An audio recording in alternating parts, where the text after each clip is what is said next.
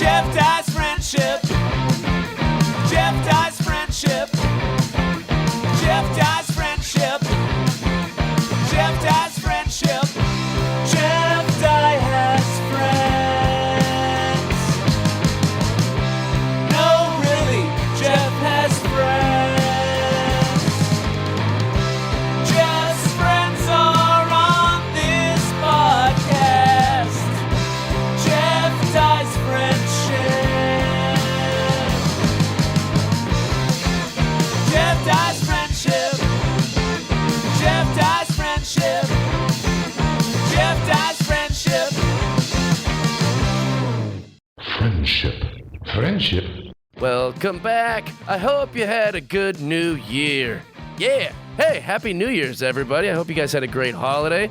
Hope you guys had a fantastic New Year's Eve, and I hope that you weren't too hungover on 2020. I wasn't, because I was in Iowa, and there was no drinking to be done. It's just me and Miss Pat making these creeps in Iowa laugh. I was in bed by 10 p.m. Started 2020 fresh-faced and flying back to you, little Jeff Dye Twitter critters and Instagram BBs and Patreon lovies and podcast listenies. We're happy to be back. 2020 is going to be a fantastic year. Big things happen, big things shaking, big things moving, big dreams are happening, and still hoping for some other stuff too. This is episode 91. Last week we had no episode. It's the first week we took off from the entire 90 weeks of the podcast. So here's episode 91. In the Fortress of Solid Dudes, we have Michael Rosenbaum. This guy literally does everything. He's an actor. He's a director. He's a producer. He's a comedian. He's a musician. He has 2 podcasts of his own. You might know him from Smallville, Urban Legend, Bring Down the House, It's Always Sunny in Philadelphia, Guardians of the Galaxy. I mean, this guy's literally been on everything. And what if you say, like, maybe I don't watch movies and television, Jeff. I only play video games. We're here for Tony. Well, guess what? He's been in heaps of video games. Gladius, Yakuza, Dark Sector, Lollipop, Chainsaw, Infinite Crisis, Batman, Lego DC Supervillains. Anyways, the guy's very established in his career. We talk a little bit about that, but we mostly just talk about him, getting to know him, getting to know this dude. If you want to find his podcast, you can find it, and we'll do that afterwards. Listen, we're happy you guys are here. I want you to enjoy the episode first. If you are listening this on wherever you listen to it, don't forget to give us a little subscribe. It goes a long ways. It's free. If you're watching on Patreon, thank you so much. We love you guys. If you'd like to watch this episode right now, subscribe to my Patreon. It's patreon.com/Jeff Dye, and you can be watching this episode and all the 90 weeks of the podcast prior. Also, if you want to watch the old episodes, you can do that at youtube.com/Jeff Dye's Friendship Podcast. But this one won't be available yet. Just the old ones that are archived. Also, we'll check back with you after the episode. We love you guys. Enjoy. What was I saying? Oh, the Henry Winkler. What was I talking stepdad. about? You said my stepdad. stepdad. I was talking about my stepdad with cursing. So he really is King of the Hill. I'm not doing a King of the Hill impression, but he'll go. So he sticks up for my mother no matter what. No matter what she does, she could stab a dog, and he'd go, Michael, and he pauses before he swears for some reason, like he's thinking about it. What should I swear? So he's like, "Why can't you just be?" Your mother is doing the best that she can. Fuck. Like a big pond. And even, or like in the mid-sentence, like, I don't know why the goddamn machine won't work. I'm not. And he constantly. He has curse pauses. He curse pauses. He earns the curse. Which is weird because it seems like he's pausing to not curse. Yeah, like, I shouldn't say this, but then he decides I'm saying it. He's had plenty of time. He's had plenty of time to think this over. He's like, I'm going to go with it. Could you imagine if he goes, well, your mom can't get the machine to work. Yeah, exactly, because that would make sense. Yeah. That would make sense, but he doesn't do it. He always swears through it. So it doesn't, and he doesn't go, I don't sound like that. And every time you can hear in the background, she just says something. What was that record we were listening to? I told Michael. the Guess Who. Like he sounds so angry, but he's really not angry. But it's just his voice. Oh, I've noticed that in like a lot of foreign countries. Is like I'll think people are just angry at each other. I'm like, you see that guy just railing on his wife? They're like, no, that's how they shout at each other. They talk like that. You're like, really? Like in Morocco, like they'll just they'll just be like that's a horrible impression, but they'll just shout. Yeah, but it's the idea. It's sensitive times. Well, you know, like that was not Moroccans. That was not my African impression. When you go to Mexico, when you go to Cabo or something, you know, when you listen to people outside, sometimes I feel like, are they okay out there? They sound like they're arguing, but they're having the best time. They're just going. Whatever, you know, and I'm that was terrible. That was terrible Spanish. No, that's fine. You helped me with my shitty Moroccan impression. I can speak a little Spanish. Can you speak a little? Like I know very little. Bienvenidos a los Estados Unidos. Me llamo es Miguel y tú. Was that Spanish? Yeah, that was Welcome to the United States. Ooh. Yeah. See, all I know is like I get to where they're gonna ask me questions, and then they see that I'm a white guy, and I'm with a bunch of white guy friends, and they go, "Hey, cervezas." Like they know that's why we're at the country. It's the only reason. That's why these idiots came. They're not drug mules. They're not here to like get married. Or not. These guys just want to have drinks. So Tony's not just your friend. He's on here, right? You he's like the real pod. I chime in from Is time he to time. just for information? You want to go, hey, look something Fact up? check. No, Yeah. like, he won't do that. Actually, he already knows all the stuff. That's You know everything? Oh, well. What year did the Mets win the last World Series that they won? 79? 86. 86. Oh yeah, the '86 Buckner. Mets. Buckner, the Buckner. Buckner, right? yeah. Buckner. And it gets by Buckner. See, he didn't know the actual date, but he got 2 other factoids about it correct. Yeah. He's- Are you yeah, smart? yeah. He's smart. He's Yeah, smarter he's than you. very You guys smart. like... He's way more informed. Yeah, Way more informed. He Yeah. knows more stuff. I just know trivial stuff. Yeah, and school stuff. Well, That's both. What kind of trivia stuff? I just like absorbed just random bullshit. Yeah. Like if I was on like a game show asking trivia questions, I think I'd do all right. I get like I'm great watching Jeopardy by myself or with a friend, but I would just freeze up. Oh, Yeah. really? See, my fear is like they've asked me to be on certain shows, and my fear is not. It's just that it will be the easiest question, Yeah. and because I'm so like in my head Yeah. that I will go. This is the color of your eyes. I'm like, Oh, I don't know. shit! I haven't checked. And I'll be ridiculed throughout the world. Yeah. I am You wouldn't. colorblind, but I still Because should know. you're that. a phenomenal actor. So, like, how do you not freeze Jeff, up thank you. in front of the camera then? You know, I when pretend you're doing a like lot. a character or something. I've talked about this before. People don't realize. I just watched the movie Judy, you know, with Renee Zellweger. I don't know Have that you movie, seen but that? all right. It was about Judy Garland and her Oh, story. right, And right. I like bawled through that movie. But what I found out was that she had terrible stage fright. Horrible, where people would have to push her out into the stage sometimes. Wow. And believe it or not, no one would know this unless you really knew me, but I get stage fright. Really? Whatever it is, whether I'm playing music, whether I'm doing stand-up, whether I'm going out, I know my lines. It's just like it's that I'm working on The nerves. Well, yeah, and I'm working on just not always having to be great. Like in my mind, having to be perfect, having to be great, because it's an illusion. We can't obviously be great, except for you, Tony. But you know, so I get a little freaked out still. Like I won't tell anybody. I'll know my lines inside out. I'll get on there, and I'm just like going, all right, hopefully this first take's good. And that will Interesting. give me the confidence, and I'll get really confident. That's but if I phenomenal. fall apart quickly, there's been moments where I could feel myself like I've had another actor going, oh my God, that was so real that take. You were like blushing. I'm like, because I'm freaking the fuck out. So I've I had think that. of Philip Seymour Hoffman almost every audition I've ever had.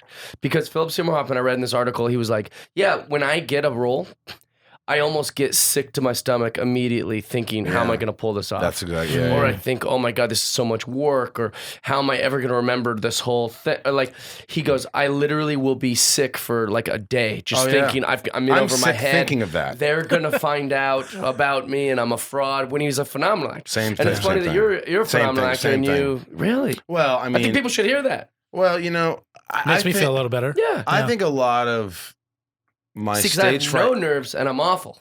You have no nerves.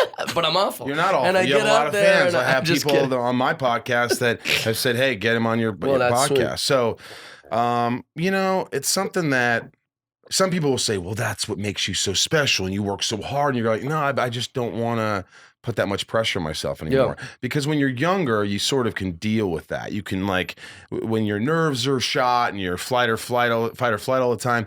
you're young enough that your body will recover and you'll be okay. But when you get older, the older you get, that Unless shit. you play Anakin Skywalker, then it's tough. It's tough to get back out there. But you just like lose that ability to it takes a while to like for instance, when I was doing stand-up, Harlan Williams and Bobby Lee got me to do stand-up. I've done all the homework. Well, you know, and I was like, I'm telling you, I'm a nervous wreck. And I'd be backstage with Rogan and guys like you've been doing it forever. And I'm like going, they're looking at me away. I know. And they're being great. They're cool. Right. But I'm thinking in my head, you know, it's like, you're a fucking actor first. And they're looking at you like, what the fuck are you doing here? Even though they're not. Right. And I'm going backstage and they don't see me, but I'm throwing up. I'm shitting. I'm shitting excessively. And, you know, and then I'm going over my stuff because it's like, and it's just like I'm trying to always be great. I'm like, dude, the reality is, if you just think about it logically, and I did. But I think that's good because you want to be received. Like you're saying, like I want. It's true. It's not like a power thing. It's you're like, what? I respect that crowd. I want them to like me. I want to like them. I think that's a healthy. That's healthy. But I think that the unhealthy part was me assuming that I'm going to go out there and crush over Rogan and over all these other guys that go out there. And Swartzen, and I'm like, just go out there and be the best you can. Yeah. You're good enough. You're at this level. You just started X amount. Just go out there and try to have fun. Why can't I just go out and have a good time? Enjoy You it. go out, like you said, you don't get nervous. Love it. You go out and you love it. Yeah. Even if you bomb, you could rebound. You're good. But I was when I was making fun of myself or making a quick jab at myself, it was about acting. Like because I'm still so green at like acting that like I just go, nah, I'll just wing it. You know, like whatever my instinct tells me, and then I get out there like, you know, Robert Luketic, the director. Yeah. So I did a movie with him last year, and you're working with big directors here. For some guy who says he's not acting. Well, it was my first like movie role, and it was funny because Robert was like so taken aback by how loose I was on set, and I'm like making jokes and I'm fucking around with the camera guys. And he's like, nobody does what you're doing. And I would have you out of here if you weren't doing so well at what you're doing. Because like I was just making jokes and like I'd be like, time's ticking, we're not moving a lot of tape here. Because we were just like sitting in the place. And so then everyone would laugh, even the camera guys. And then everybody would look at Robert and Robert's like, this motherfucker. Like, but we had a playful. And on camera too. So on camera, just you're having a good time. You're just letting go. Like he's like, hey, play with stuff. Yep. Now, is it hard sort of like I found out with improvising on sets? Is that when you start going, the other person feels like they got to start going. And if they're not that good at improvising, it makes things worse. Right. And I've had that where me and like a guy or another actor are going really great. And someone's going, I want to jump in there. And they jump in. It's like, you should have stayed in the script. You know? Well, there's that thing too. You should have stayed in the written script. Well, there's that thing too where it's like, I don't know how to like articulate it, but like I feel like I've seen actors go, hey, what if I try this line? And then they go, you know, let's just stick to this, you know? Don't ask, just throw it out there. And if they don't like it, they'll say, don't. That's what I've found. Oh yeah, the key is never ask. Because no matter what you say, oh my God, this is the funniest fucking thing ever. You know how many times I did this? I had this show in Pastor. It lasted 2 years. They canceled it, but whatever. It was a good show. I really enjoyed it. But I remember...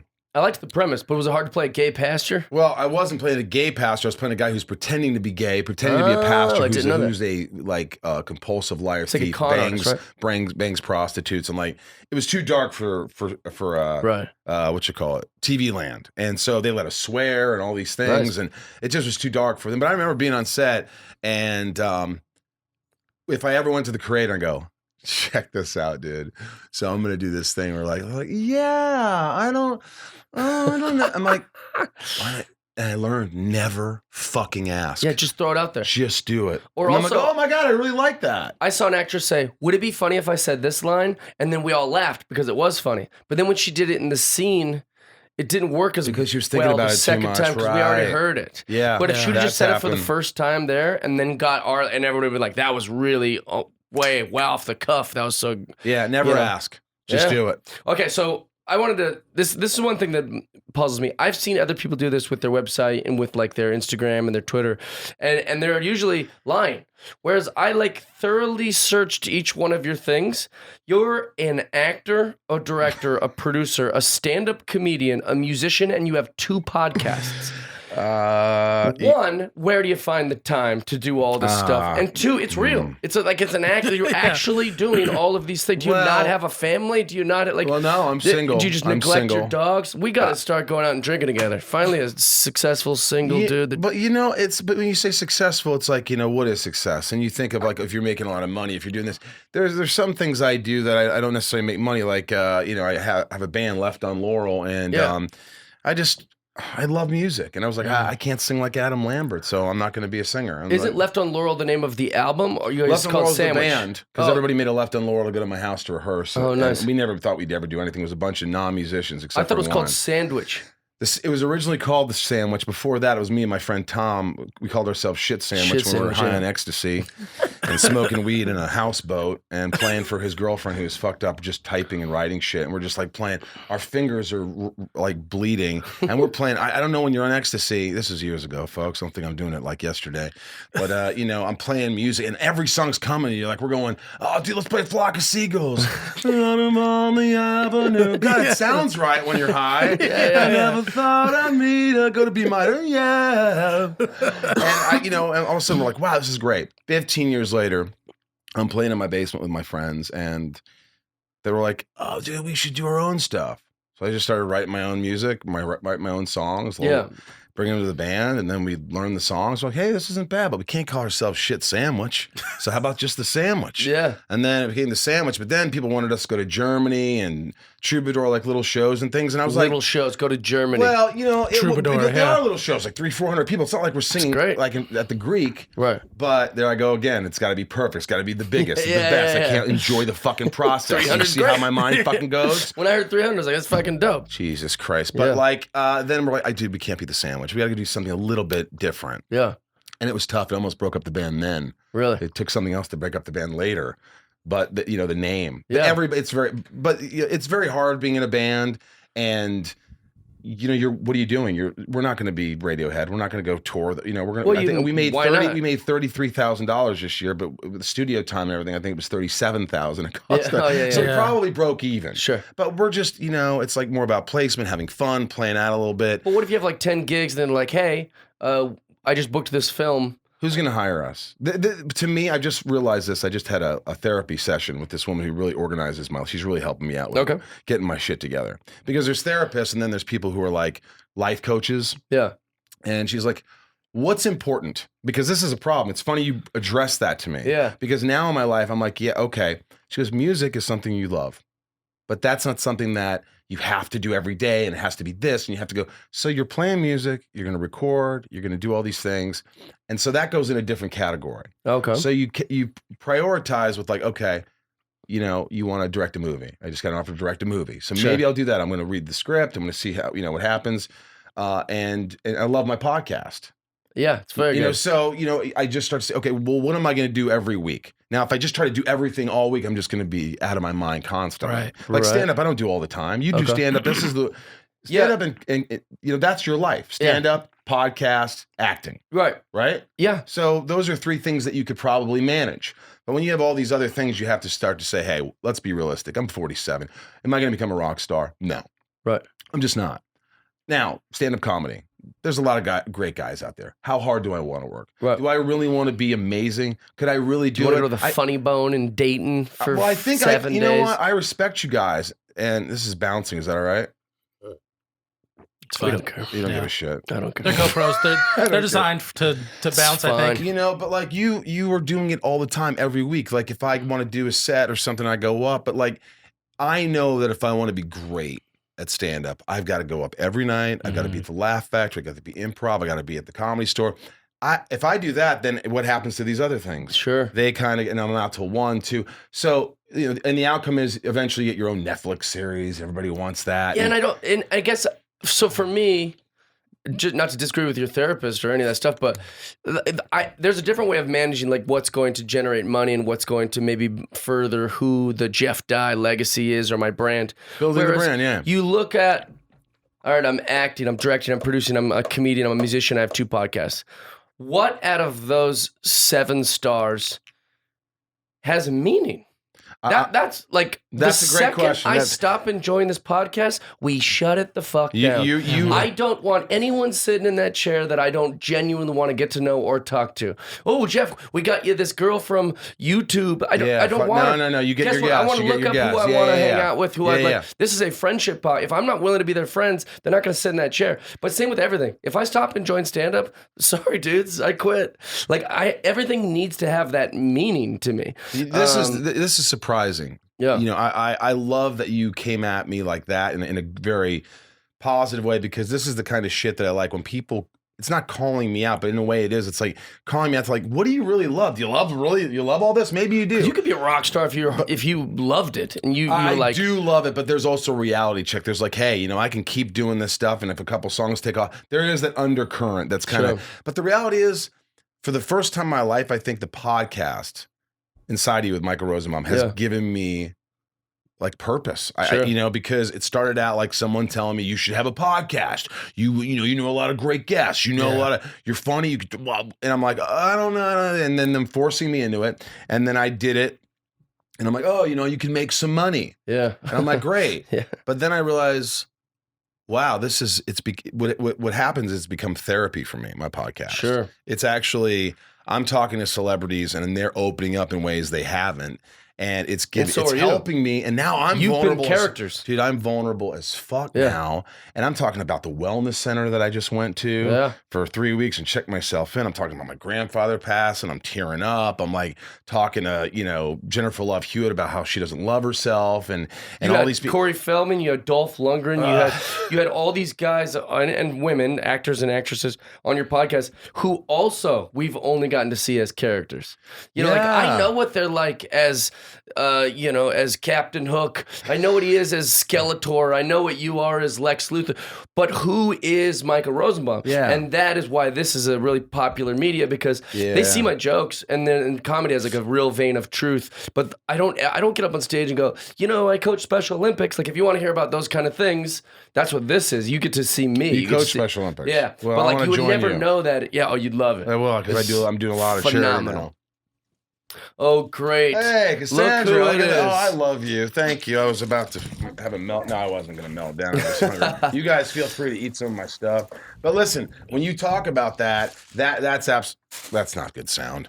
But like it's really important to me, because what's happened now, I go to these conventions where I'm lucky enough to be I was on a couple sci-fi things. Those are fun, huh? And people, you sign autographs and you give people entertainment, and they come up to you and they're like crying. And I'm like, why are you crying? They're like, your podcast, it really helped me. My anxiety, because I talk about my anxiety and this, and I was on pills and now I'm not. And so me being vulnerable, the guests being vulnerable, now the audience is vulnerable. And now it's become a family. I joined that Patreon thing, and now it's like a fucking family. Like I'll, you know, say, hey, how's it going with this? And it's just this weird, I never thought, like when they say don't cross the line between. No, forget that. And I'm like, you know, I'm sort of like that. If I like people, I'm responding to them. And I want to hear about their success stories. I want them to write in. Exposing pieces of trash. So many people that like maybe, and I hate to put James Dean in this because we don't know, maybe he's a great guy. But what if James Dean was a piece of trash and he was such a talented actor, but then you start to get to know him and go, oh, I don't root for that guy anymore. And then that's going to affect his career. So it's exposing people that are trying to stay in the shadows. I think like some of the more unlikable celebrities and actors and comedians.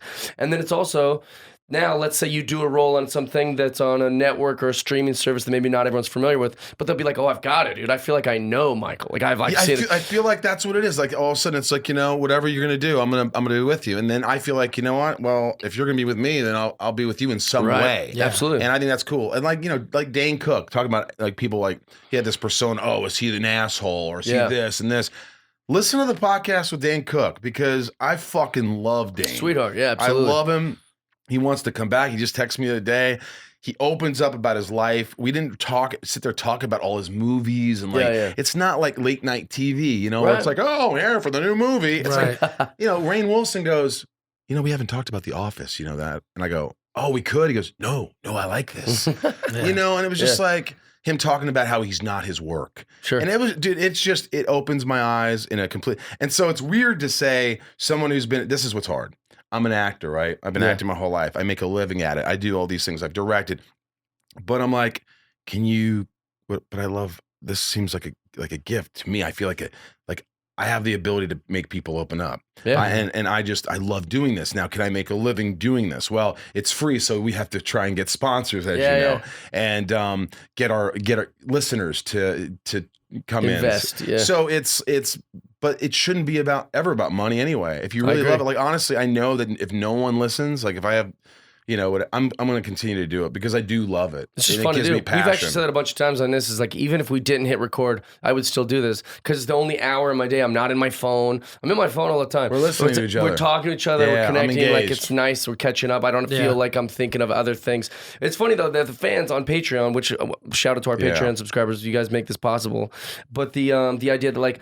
They've kind of become like your stepdad now in that loyalty to your mom. It's like Justin Bieber, those fans got on board so early that now that he's this man with pink hair and dancing around and doing all this weird stuff, they don't care. They're still Justin Bieber could blow up the embassy and they're like, that's my guy, man. They like they don't care. And so like that's what I like about that when you make that connection with your Patreon subscribers, your fans. Is loyalty. Like they just love it. It's a loyalty. And I'm like, oh my God, this is cool. Patreons. I always said like, hey man, if this makes enough money, I'm going to throw a fucking Patreon karaoke fucking party. That'd be amazing. Invite some of my 80s bands friends who are in 80s and like fucking do it up for my Patreons. That'd be amazing. Or you say patrons. Patrons, I think. It doesn't matter. Yeah. They know what you mean. They know, you know what I'm saying. I was going to ask you about Corey Feldman. Here, I'll start with this caveat.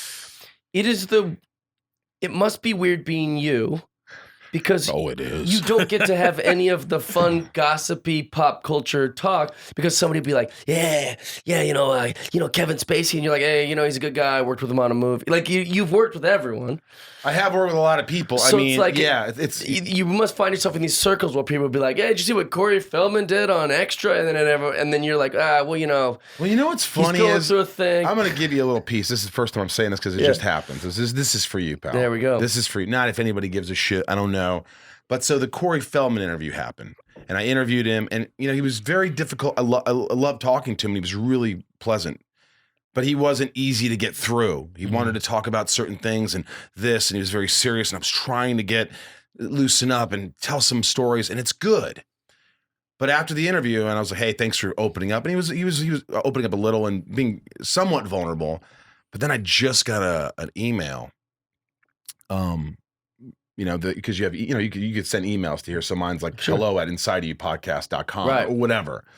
And it was an email and I read it and it said, hey, I've listened to the Corey Feldman story. And, if you want to know the real story, or if you want a bunch of bullshit on your podcast, blah, blah, blah, you need to talk to me. And I look down and it's Corey Haim's mom. Unreal. Judy Haim. And she goes, contact me. And so I've been in a dilemma, like, I want to, but I don't want to be like, extra. It's like, Corey Feldman came on my podcast. And then Judy Haim had words to say. So I don't know how to balance that. So I'm sort of like, do I interview her or do I have like a little 10-minute interview on the phone and just say, hey, I'd love you to speak your mind. I respect you and I want you to have your voice told, because look, I just bring these guests on and they say what they say, and look, I don't do a fact check. Like I don't say, you trust them. Hey, liar, liar. We've talked about that a lot, because this isn't that podcast. So like we've had people feel comfortable with me and they're enjoying the environment, so they share things maybe they wouldn't ordinarily share. And then like clockwork, about 8 p.m. on a Monday, we get a text like, hey man, can you cut out that one part where I said that thing about whatever? Do you? Oh yeah, because what happens is I do too. I have had that. It's a bummer sometimes. Someone will be like, F that celebrity. I worked with them on that, and they'll share like a whole thing, and then they'll go later on tonight as they're reflecting, like, oh, maybe that's gonna be bad for me. Or like we had one guy just gush about Trump, and one guy talking about his son's wieners and like weird stuff. So you said, I've had those. So what happens is, we edit that out, and it's a respect thing. We're not Howard Stern. And also, this is the friendship podcast. Yes, motherfuckers. I don't want to air anything that you don't want. Yeah, why would you want that? I have the Could you cut the Cody best Judy interest. Haim thing? No, No. But I will say that you should consider it. I mean, like it'd be interesting because she wants to get her truth even out if it's there. 10 minutes on the intro, like, hey, before we get into the guest, I want to play an excerpt of a phone call that I had follow up with. That could be interesting because that's her truth. That's And her so truth. Corey Feldman, like he Yeah. told his truth, and that's his side of the story. But like, she's a human who probably doesn't get invited onto podcasts, and it's obviously so important to her And I that love she's. Corey Haim. Yeah, Who didn't love Corey Haim? absolutely. Yeah, you know what's funny is we had a guest. It's down the road, so I can't say who it is, but they had a bit of a panic attack. On the episode. Yeah, and so I was hoping, that I go, this is important. Yeah, This is important not for ratings and people listening to my show. Sure. I mean, sure, it is. Yeah. But what's really important is my listeners are people out there going, hey, see, Yeah. celebrities, it's normalizing we're mental humans. health. Yeah, exactly. And so, I talked to this girl and woman, and, she's like, yeah, but I want to come back and finish it. So anyway. Two-parter. That's just her way of getting Well, booked twice. no. She's a genius. It hasn't aired. Oh, okay. I'm saying it's going She to be wants to kind of finish the episode. You're going to kind of see what happened, and then you're going to see them talking about what happened. Oh, I love that. Oh, that's cool. So it's special. So it hasn't happened yet. So yeah. I was As gonna long say as she's a everything goes- genius because that'd be Yeah. great. To just be like, hey, I get Well, it's another cool because episode. I always say, man, if isn't it cool though? Like I remember having anxiety attacks on set and like having to leave set. No one knew. They just thought I had diarrhea. I was like, I got to take a shit, guys. Yeah, I'll be back. Rosenbaum. Got a bathroom going. He's got a shit. Yeah, again. All right. So it's like, all right. And then I go, all right. I'm like, I don't know if you saw Evil Dead 2, but I'm like Bruce Campbell in front of the mirror going, you're fine. Yeah. You're fine. And then Coaching yourself. his reflection jumps out and strangles him. Goes, you just chopped up your girlfriend in a million pieces. Does that sound fine? And like, so I'm sitting there going, oh my God, you're okay. You're okay. So if instead of hiding it, Sure. like going, hey, to the director, hey man, I'm having a little panic attack. I'm just having it. I want everybody to know. Yeah. I'm gonna cool. I deal with want to it. get over it. And maybe that will kind of calm you, it gives people an understanding. Yeah. And it helps them deal with their stuff. Like, oh my God, Rosenbaum had a panic attack on set. Oh my God, I have a panic attack at work. What did he Right. do?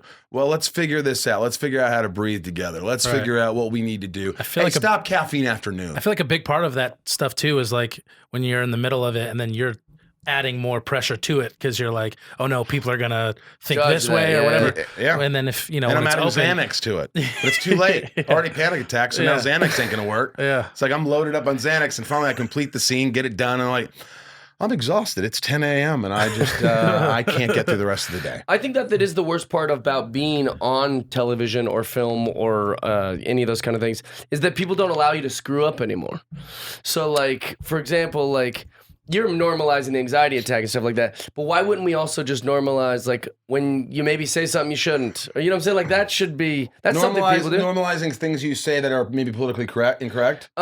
If it happens, why do we crucify the celebrity for doing it? I just say, like, You know, I'm or an like- idiot. I say things sometimes and I don't even realize I said it. I'm not, I'm not racist as far as I know. Yeah. I'm not. As far as I know. I just like,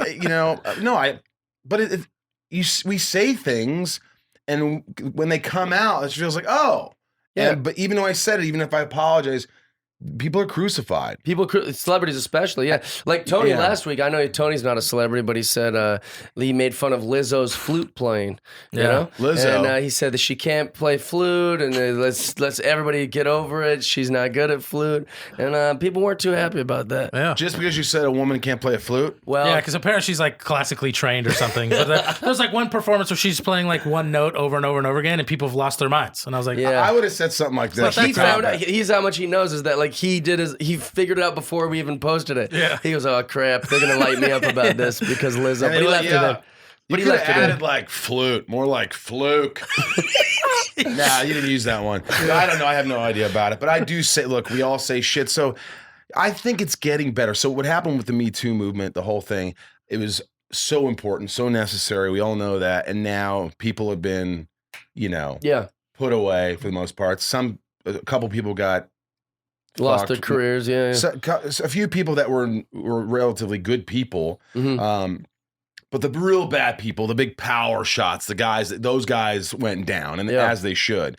So I think now after that happened, people are aware. There's respect now. There has to be. And look, we have to move mountains. There's a long way to go. Yeah. But not to say also in the other direction, we also have to not start lambasting people until we have all the facts, till we know Sure. everything, because you know, Due it's like, process. yeah, you know, if someone loses their job because someone says something, it's like, well, two people said this, and you just have to, you know, you have to give it more time, and It's tricky though to like make a. So I think that the way society's kind of went, like when everybody talks about like PC culture and all that different stuff, the weird thing is that like it all started because everyone has regular jobs. They work in companies and they work in warehouses and they work in factories and they work in grocery stores and they work in coffee shops. Most people, and so HR is in those places where they say, hey, you can't say that and you can't do that, and because it's like, and now we've put HR in like society. Where it's like, no, in society, there's no HR. especially in stand-up comedy, comedians, no. yeah. So like, we've Tell almost Gilbert forgot. Godfrey about it. Jesus. And so we've almost forgot that like Yeah. it is not against the law to be an asshole. I Right. don't want you to be. I don't want to be. It's going to make your life harder. I have no interest in that. I value kindness. But you know, he's allowed to do that. He is allowed to say that thing. He is allowed to be that. My grandpa can be a crotchety old racist bastard and no one likes him and then he's lonely. But he's not against the law. As long as he's not It's hurting not someone, against the law. or he's yeah. He's an old prick. Let him do what he wants. It's tough. There's so many there's gray areas, and every time you open your mouth to say anything, you're like, oh no, I didn't mean it. Like even like the other day, I went, that's what she said, and he said, and they said, we all said it. Yeah. You know what I mean? I just want to right. cover all the bases. Yeah. I don't want to, because look, again, I put my foot in my mouth. My friend Denise was telling you before we did this podcast, he's like, when we watch trailers, I love that you're the same guy as Yeah. me. Like, you don't watch No trailers. trailers. I don't watch trailers. I don't like it. And I'm the guy that at the end of a trailer, if it's bad in the theater, I go, Well, you found Whatever. a productive way to enjoy that trailer. Yeah, You're yeah. like, I'm enjoying it by shitting on it and getting the laugh. yeah. But like Deneen, who's there, Mike, you're not going to do that thing with the trailer, right? Other people, it ruins their experience. I'm like, oh, fuck. Their off, trailer Deneen. experience. Their trailer experience. I'm like, they're ruining my experience in the theater right now. I paid good money here and I could boo something that I don't like. I have You an know? idea for ArcLight too. This isn't a real PC idea, A but here's button my. that says, Yeah, so you don't even have to say anything. Happy, sad. No, ArcLight is great theater. Some people don't like it because it costs money, and people are so cheap nowadays. They're like, it's too expensive. But listen, ArcLight's fantastic because you don't have to like use some weird like, is someone sitting there? Are you saving that seat? You have your seats. So if you want to skip a trailer, your seats are reserved. But here's the problem with that system: it's got a whole computer, and it says like all the dots that are taken, all the ones that are available.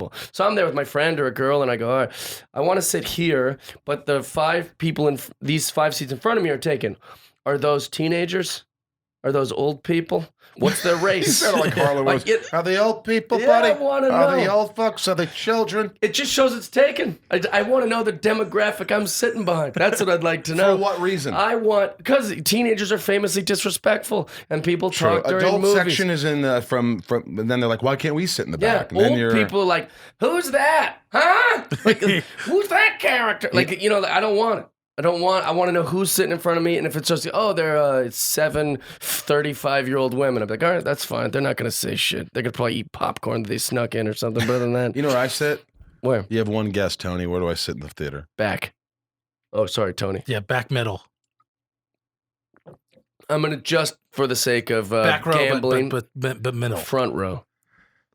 That would have been ridiculous if I sat in the 'Cause front nobody row. Because sits in the front my row. eyes would be worse than they already Your I are. like to lay down. Very back, Very back. very back middle. Yeah. Harlan and I always sit in the very back because there's just nobody behind you. Yeah. Oh, yeah. A lot of times there's nobody that wants to sit that far back in front of you. If there's a And so you shooter, just- it's your- a harder shot. Right, you have a chance to evaluate the situation. You can look around. You go, all right, I'm better to go down You're the like, left I side. bet I this think I can Batman beat shooter him. doesn't have a scope. Let's get sit in the back. That got dark.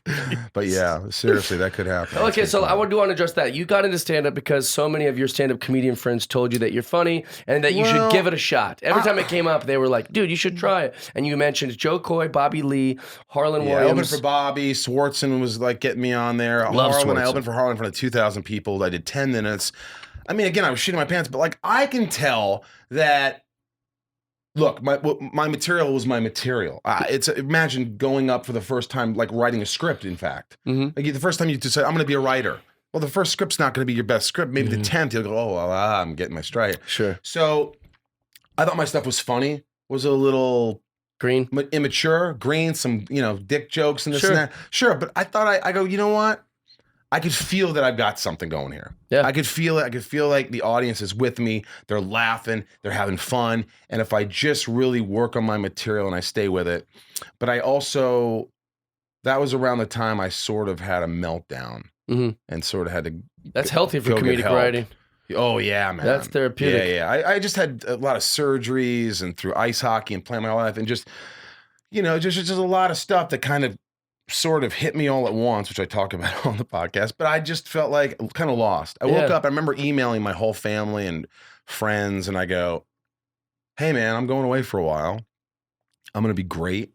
And it's not really for drugs or alcohol as much as it is for my mind. Sure. I just need to get right. And I mean, the shock.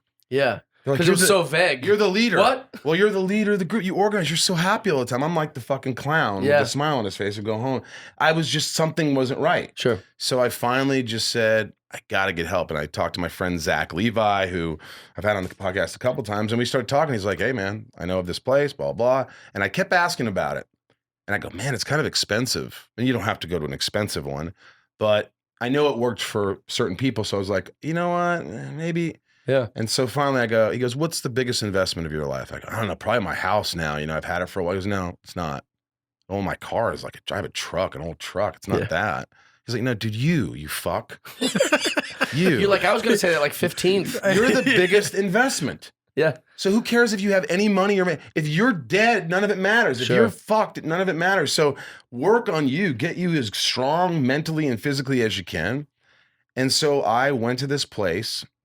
And it changed when I say it changed my life, it just put everything. It was almost Please like. don't say Scientology. Please don't say No, Scientology. like a wellness center. No, none of that shit. I'm not religious. It's like, what if he just was like, by the way, have you guys considered a life with Jesus Christ and Trump 2020? And you're like, Michael, you're ruining everything. You're ruining it. I'm glad you're helping me. Cut that out. Yeah. Fuck you.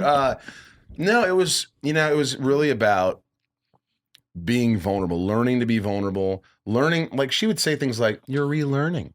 She didn't say it like that. It wasn't condescending. I go, no. She goes, what do you mean? I go, no, I'm not. She goes, what do you mean you're not relearning? I go, I'm learning. I'm like, I'd never learned this. My developmental stages were completely fucked. I never had the, I love you, the care, the nurturing. I was colorblind. I was getting F's in art class. Because I was colorblind, nobody knew it. I got paddled. I was disruptive. I had ADD. Nobody knew what to do with it. So my grades are shit. I'm like this lost soul just going, oh, but I could be funny. Sure. And so the neighbors, my friends' parents would be like, I'd make them laugh. And they're like, oh, and then I'd make, every once in a while, to make my dad laugh would be the biggest thing. Yeah. So I just kind of hid behind, like making people laugh and being someone I really wasn't. And even that's how acting started. I remember I finally did a play in high school and the popular kid walked down the hallway and goes, hey man, you were really funny. You're funny in that play. So I go, okay, now I get it. Not being me is the way to go. That's how you actually thought of it? Not a million being %. Me? I go, really? I have got to keep doing this because I get accepted when I act. When people say, Weird. God, you're good. So I'm accepted. That is really... So my whole life has been, so imagine 47 years old, finally going into somewhere where they're like, you just never have found you. Like unconditional love, all these stupid things that you think of, they're so vital. As a child, if you're not getting these things, I think you got these things. You were loved. You looked like you were a guy that was loved. I had a pretty rough start, but what I would say is that we just had different mentalities about it. But like when I would make someone laugh, because everything you said I identified with. I couldn't read all through high school. I never learned to read because I just relied so heavily on being the funny guy. Yep. And no one had any idea. They're like, oh, he got F's before, he was popular. That's the guy, he gets suspended, he does whatever.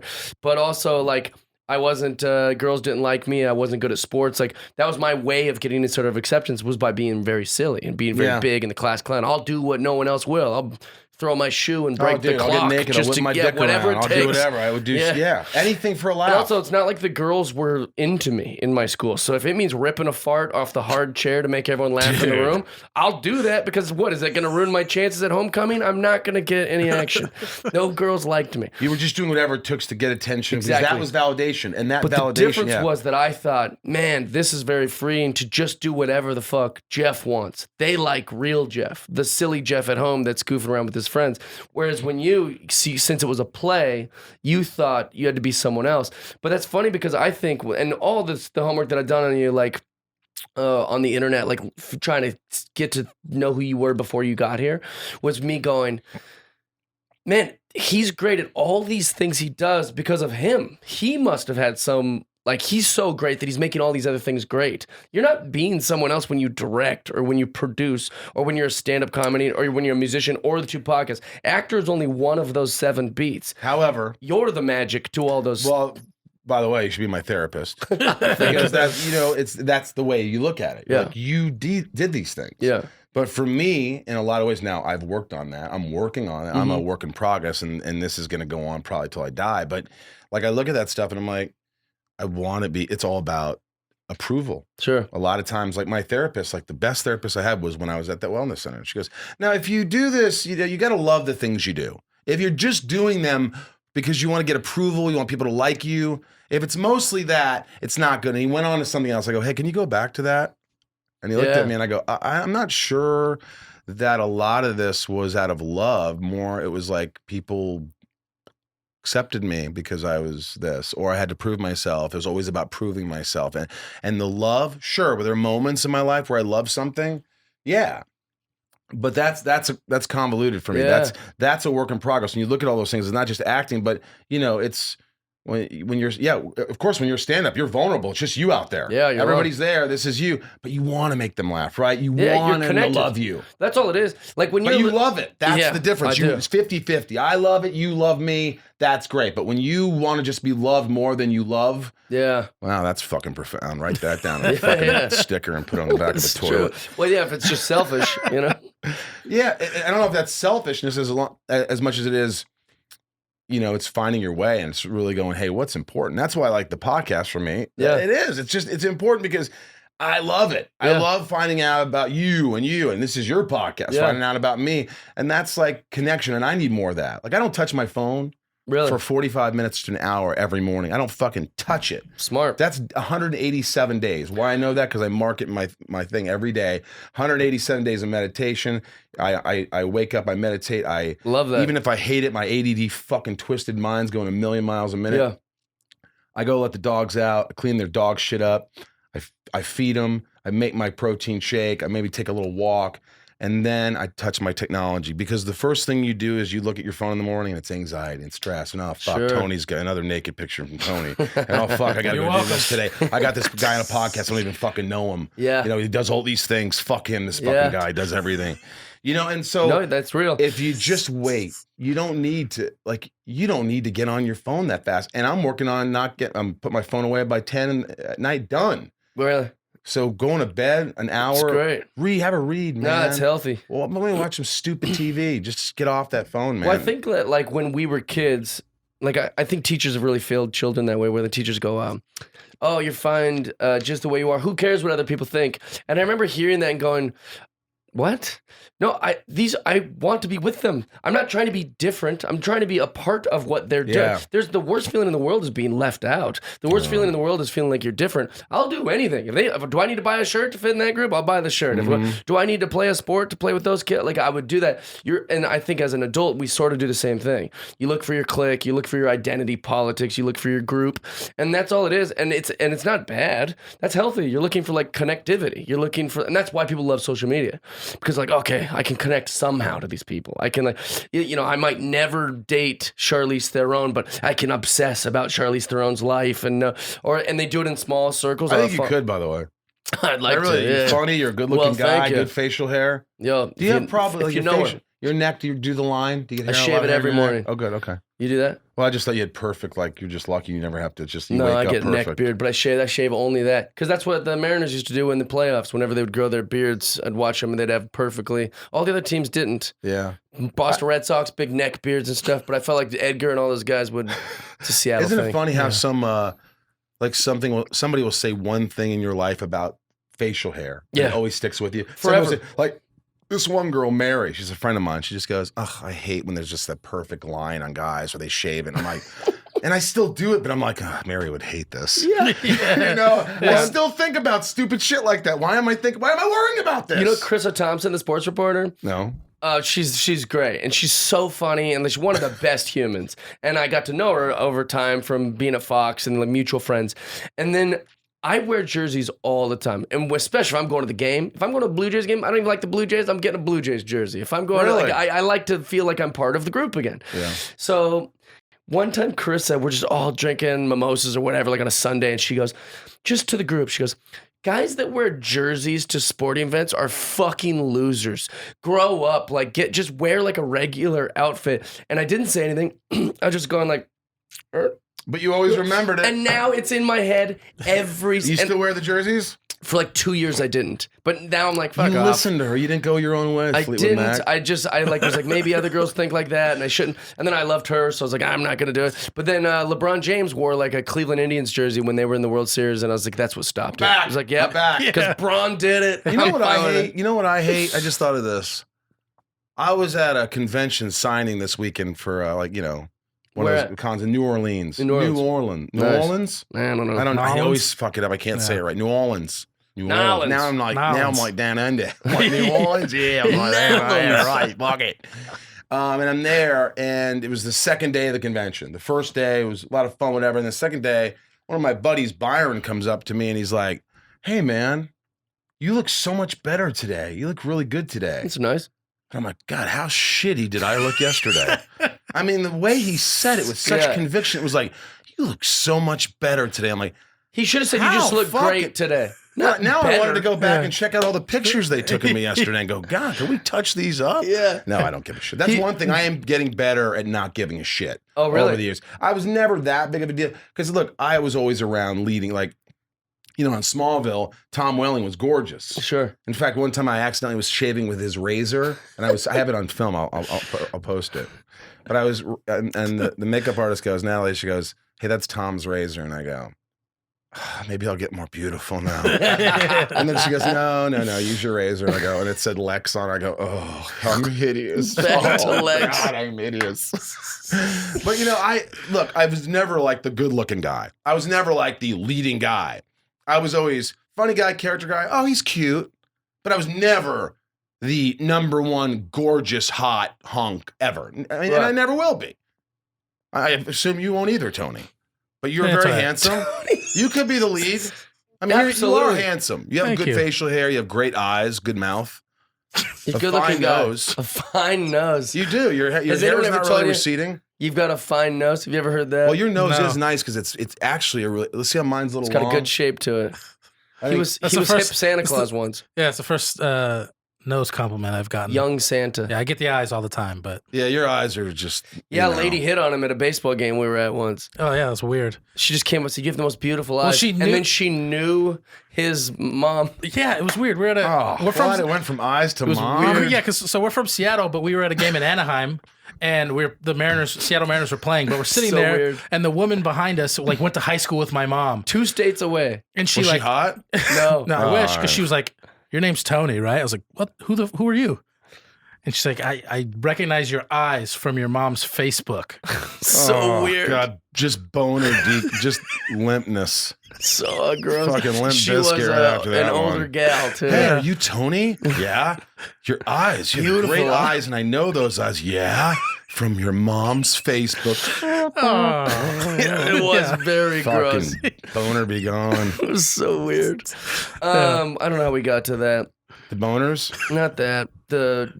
We Oh, we were jumped talking. around. Yeah, well, whatever. Here's what I want to talk to you about for Talk to me without you, whatever you want. Tony's interest more specifically. So Mm-hmm. you did all those things, but then also you've been on like 7 video games for voice acting.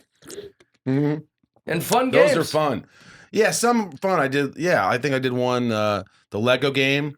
I was Flash, the voice, because I was the voice of Flash Right. for You years. were Flash twice in a video game. Yeah, because I was the voice of Flash in Justice League. So Right. I played it for 7 years. So they called me. They haven't called me back for a while. I must be fucking it up. But Gladius, Yakuza, Gladius, Yakuza was Dark a fun Sector, one. Dark Sector. Lollipop, Chainsaw. James Gunn, my buddy, Lollipop directed that. Chainsaw, my old nickname in junior high. Infinite Crisis, Batman Arkham Knight. Arkham Knight, I was the crazy Joker-like character, and I couldn't play. I'm bad with video games, so I couldn't get that far. Dude, he's like the video Will game you get that far wizard. and play me? yeah. I'd like you to play with me. All right, I'll do You it. know the I already have actually. You know what it I've is? played that Arkham Knight. I've played the whole game. Yeah, I'm the guy who's like, you know who I am, Johnny Charisma. Yeah, Johnny yeah. Charisma. Yeah, crazy guy. And you like host like the Yeah. demented game show that you got to play. That's as. it. Yeah, fuck yeah. I haven't gotten you that played far. it? No. Oh, you haven't I played? did, but I couldn't get that far. They He was sent a it to big me. gamer. He was a friend of the pod and our personal friend, Freddie Prinze Jr. Really? Dude, it's games constantly. The dude is in a constant state of just bliss. He's created heaven on earth, as it speaks in the Bible. Like heaven and hell has been spread across the land. Find your heaven and hell. He's found his heaven. Beautiful wife, beautiful kids, beautiful home. He smokes weed all day. He spends all of his money just doing things he wants to do, like board What games. a And then he plays video games all day. Like you can text him any time of the day, and he's like, "Yeah, man, come over if you want to play." Like he's the greatest human. I hear that about him. He's the best. You'll get him on my podcast, maybe? Absolutely. Dude, He's let me tell you about just that. at peace What and you the just best. said, I strive for. I think we all do. Like, if you could look, he's rich. Yeah. No, and granted, he's worked hard and made a fortune, but he's made the decision because he can pretty much do what he wants. Yeah. But he's made that decision. Like, I have money, I have this.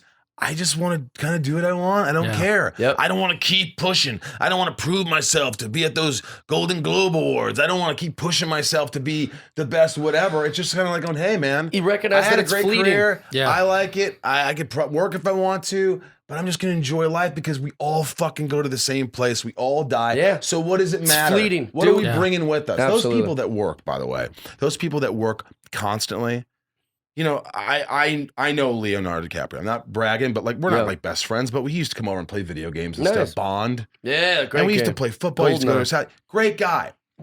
We don't see each other very often. So last time I saw him was probably a year ago, maybe a year and a half ago. And it was during 4th of July. And he looked at me and goes, Rosenbaum, you look really good, man. You haven't aged. I'm like, try not working, bro.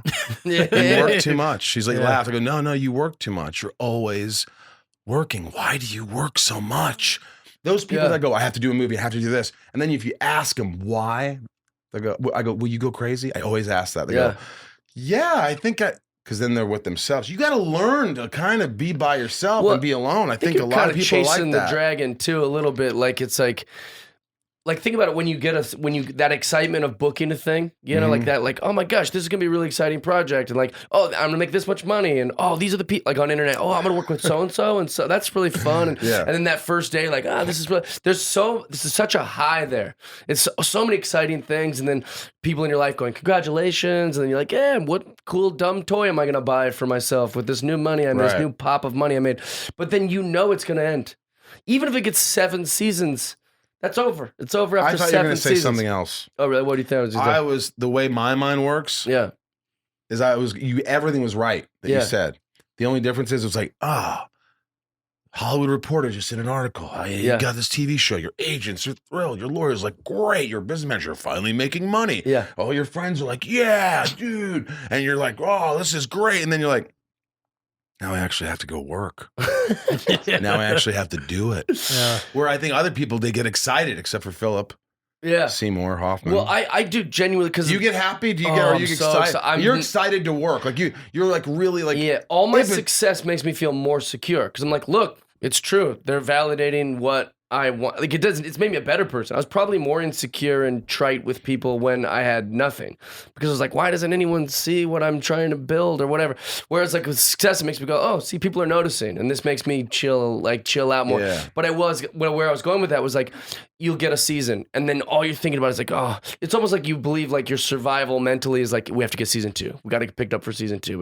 And if you have 4 seasons, like, we got to get nominated. I hope we get. And so then, but even if you get. What's the most you could probably get? I mean, nobody's The Simpsons, Supernatural but like, is like 13. Yeah, that's crazy. that's a lot. But like 4 or something would be a really good run. I mean, syndication is really like 5. 100 You want episodes, 5. You want 5. Like Smallville did 7, and Pastor did 2, so we did not syndicate. Yeah. So that was it. But yeah, if you can get 5 seasons of something, you know, and if you have a deal, because people think there's this theory of like, dude, syndication, you must get so much money. Yeah. From Smallville's, it's just not true. That's not true. No, I don't know, whatever. We weren't anybody unless you're Seinfeld and you sign these things where you have ownership. Yeah, like that's where the money is. 78 But we don't have NBC ownership. content. So Hulu with digital, they just bought Smallville's on Hulu now, and you'd think we'd be just loaded. I Right. think I got $15,000 in the last 3 years. really? Yeah. So That's it's not. fascinating. But if the whole thing is if you did 5 seasons, you probably made a lot of money in those 5 seasons. Sure. You hopefully renegotiate a little bit. You made a little, and so yeah, that's the. But that's the I key. think Freddie came to that conclusion that it's just kind of fleeting. He's like kind of like, well, it's like I love my wife and I love my kids and I love playing games and I like at his house like his friend circle is insane. Like you go over there and it's like, hey, this is Seth, and it's like Seth Green. It's like and you're just going like, yeah, I know all these people and I've never met them. I know them all, but I don't know them all. And so like I think he's done a really good way of just balancing all the things. That's key, man. Yeah. That's what I was talking about in the beginning. It's like balancing everything. Like every Sunday, man, I look at everything. I go, okay, what am I doing? Well, I know Tuesdays and Thursdays going to physical therapy, and nothing's getting in my way. Nothing's stopping that. You're gonna have to change something. So unless they're like, this is the only time. Can you please come? And it's something important that I want to do. I have to keep those in there. There's certain like mental therapy, like whenever therapy works around it. Yeah. That's important. If it's going to see my grandma, these are the dates I'm going to see grandma. She's alone. I'm going to see her. Yeah, so there's great. certain, and if you just set your schedule every week and you just stick to it, like I think a lot of people, like it's holding yourself accountable. And if you could have somebody else accountable too, like Tony saying, hey dude, what the fuck, man? Yeah. You said you were going to meditate on Tuesdays. What happened to yoga? Why didn't you go to yoga? Unless you're dying, just do it. Yeah. I don't know. I love that. Well, so out of all the things, you've been on so many different things. Is there anything that stands out where you were like, oh, that was the most fun? Or, better question, if you don't like that. I actually do love this podcast. I'm not Thanks, man. surprised. Appreciate I've heard a lot about it, but it's comforting. Yeah, thank you. I forgot the microphones are here. Yeah. The cameras, sometimes I'm aware that they're there because they're blinking. And I have ADD. That's good. I'm And, glad they're blinking. But It's really hard for me to monitor your cameras. So I hope they're I still would've told on. you. What's the worst thing? Was there anything where you were just like, this is a bad match? I shouldn't have done this? Oh, you mean you said what's the best thing? I said what's the best, but might be more interesting to find out what's the worst. the worst project? Yeah, or just like something where you're like, I'll give you mine. I was on Extreme Makeover Home Edition, the last season that it was on, and I remember just every day being like, I can't believe I'm doing this show. Like, and they would like go rounds with me, just arguing with me, like, hey, Jeff, it's not that kind of show. We loved the jokes. You were making everyone laugh, but that's not what this is. And I was like, yeah, they brought me in here to change what this show is. Like, they're trying to spice it up. And so it was just a bad match. It was frustrating. You weren't doing you. Jeff couldn't wasn't be me. being Jeff. Yep. They were trying to make Jeff something that he wasn't. Yeah. And that's not fun. I was the worst. And it's like, I love all those people, and that's a great show, but it was a horrible match. And I remember being like, I can't even cash these checks without like going, ugh.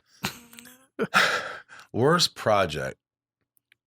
It's tough. I know the best was like Sorority Boys. Which I was going to ask you about. It's hilarious. White Chicks, the movie. Yeah, was that White Chicks was after? Like Sorority Boys you was did before. White Chicks first, but No, you were I didn't do actual Chicks. White I wasn't Chicks. in White Chicks. Sorority Boys is White Chicks. It you're is? chicks. Is that what it is? In a little way. Similar. Same movie. I guess so. It is. You were White Chicks. Yeah, we were white. Right, white. Yeah, okay. But you were actually white. Yeah, that's true. Now I get it. It took me a while. I'm not that smart. I told you. It was just fun because I felt like this is why I wanted to come to Hollywood. This is like I always dreamed of being an actor and like being on set with guys I really like, Harlan Williams and Barry Watson, and just like so that's how you met being in drag Harlan. every day. And I met Harlan there, and just like so much fun to work every day. Like, how could I be funny? How could I do another Fall? Yeah. A lot of physical comedy, and it became a cult movie. I mean, it doesn't change the fact it wasn't a huge success. So but it doesn't change the fact that it was probably one fun of my to favorites. be on, yeah. I mean, there were other ones, but I think when I have more responsibility, it tends to be not as fun. Like, I directed a movie called Back in the Day with Swartzen and Marina Baccarin and Harlan Williams, and it's a raunchy, fun little independent movie. But I shouldn't have been the lead actor in it. Okay. And directed and produced and wrote because I almost put myself 6 feet under. Oh, really? So I think if I wasn't the lead actor, if I was just the director, it would have been fun. So now you have to really, when you're going to do something, make sure you can do it. But even if you could do it, but you're not going to have fun, don't put yourself through that much shit. Unless there's an element of fun and something you could just like.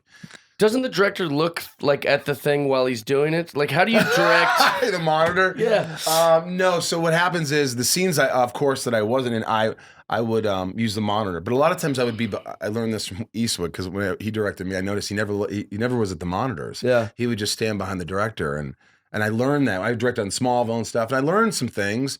So I was like, I like to watch the actors, and I knew where the camera was going because I could see the dolly moving. I could see the lens, the little monitor on the lens. But when I was acting, it was tough because I had to just trust my producer and my first AD. So I Okay. would say to them, listen, you tell me what I need to do because there's nobody else telling me. Yeah. So I would be exhausted and I'd be giving my lines, blah, blah, blah. And I'd look over and the AD goes, maybe a little more energy. I think you were like asleep on that one. Okay. And then I do another more energy. So she's like, yeah. And I go, yeah, that felt pretty good. And, but I would always give myself less takes than I gave everybody else. Okay. And I'm really good. I like pickups. I don't like doing a take and then starting over. I like going, if my line is, Jeff, I really don't give a fuck what you do. Yeah. So I would go, Jeff, I really don't give a fuck what you do. Pause. Jeff, I really don't give a fuck what you do. Okay. Pause. Tell the actors, give me 3 beats. I'm giving you 3. And I go, Jeff, I really don't give a fuck what you do. And now I'm like, I give them 3 and we have that. I know that line's money. We want, and it will match the energy later. And if I have to give little speeches and I'll go through the first one, I'll give for the other actor. A lot of actors don't like that, stopping and starting like, ugh. But on their side, I'll just run it with you. Do whatever you want to do on your Sure. shit. But when it's on my close-up, I don't give a fuck about pleasing you at all. Yeah. If this is me, we're going to do every line till I feel like it's good. And I like, especially with comedy, I know when it's drama, that's not really the thing to do. You want to be engaged. Sure. But when it's funny and hey, I just said that line, it's not funny. Let me take it back. What was the line? Tony's got beautiful eyes, but I'm not gay, but I could be. Look, Tony's got beautiful eyes. I'm not gay, but I could be.